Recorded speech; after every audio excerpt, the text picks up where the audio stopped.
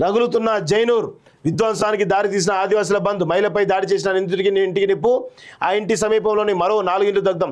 జైనూర్లో 50కి పైగా దుకాణాలకు బూడిద, పదుల సంఖ్యలో వాహనాల ధ్వంసం. 1/17ని అమలు చేయాలని డిమాండ్. ఇతరులను వెళ్లగొట్టాలని పోలీసులకు వినతి. ఆయుధాలు కర్రలతో దిగిన ప్రత్యర్థి వర్గం, ఆందోళన కాలం చెదరగొట్టిన పోలీసులు. జైనూర్ మండల కేంద్రంలో 144 సెక్షన్ పోలీసుల కస్టడీలో ఆటో డ్రైవర్.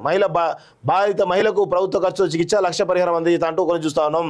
సో ఆదివాసీ మహిళపై ఓ వర్గానికి చెందిన ఆటో డ్రైవర్ జరిపిన అమానుష దాడి కొమరంభీం జిల్లా ఆసిఫాబాద్లో జిల్లా జైనూరు మండలంలో అగ్గిరాయేసింది. ఆదివాసీ మహిళపై లైంగిక దాడి, అత్యాచారానికి పాల్పడిన ఆటో డ్రైవర్ ఇంటికి ఆదివాసీ ఆందోళనకారులు నిప్పుపెట్టారు. జైనూరు మండలం కాశీ పటేల్ గూడలో జరిగిన ఈ ఘటనలో ఆ ఇంటి పక్కన ఉన్న మరో 4 ఇండ్లు కూడా దగ్ధమయ్యాయి. మండల కేంద్రంలో ఆదివాసులు ప్రార్థనా మందిరంలోకి చొచ్చుకెళ్లి దాన్ని ధ్వంసం చేశారు. ఇలా సో జైనూరు మండలంలో ఒక ఆదివాసీ మహిళపై జరిగినటువంటి లైంగిక దాడి కావచ్చు, భౌతిక దాడి అవుతుందో దానిపైన నిన్నటి నుంచి కూడా పెద్ద ఎత్తున ఇది హింస చెలరేగుతూ ఉంది. దానికి సంబంధించిన ఇన్ఫర్మేషన్ ఎక్కడ కూడా బయటకు వస్తలేదు. ఇది చాలా పెద్ద సంఘటన. సో దానిపై అక్కడ గొడవలు పెద్దగా జరుగుతున్నాయి. ఎందుకంటే అది చాలా సెన్సిటివ్ ప్లేస్. ఆదిలాబాద్ జిల్లా అనేది చాలా సెన్సిటివ్ ప్లేస్. అక్కడ ఆదివాసులకు, లంబాడలకు ఎప్పటికప్పుడు వాళ్ళ మధ్య గొడవ జరుగుతూనే ఉంటుంది. సో ప్రస్తుతం కూడా అదే జరుగుతూ ఉంది.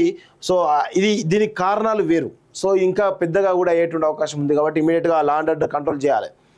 పోలీసులు ఏం చేస్తున్నట్టు వరుసగా అవాంఛనీయ సంఘటనలు తొక్కిపెడుతున్న పోలీసు ఉన్నతాధికారులు, రాష్ట్రంలో పట్టు తప్పుతున్న శాంతి భద్రతలు, 10 ఏళ్లలో ఎన్నడూ లేనంతగా వర్గ వైషమ్యాలు, సీఎం సహా ప్రభుత్వ యంత్రాంగ వైఫల్యం, నెల రోజుల్లో వరుసగా 4 మతపరమైనటువంటి ఘటనలు అంటూ చూస్తాను.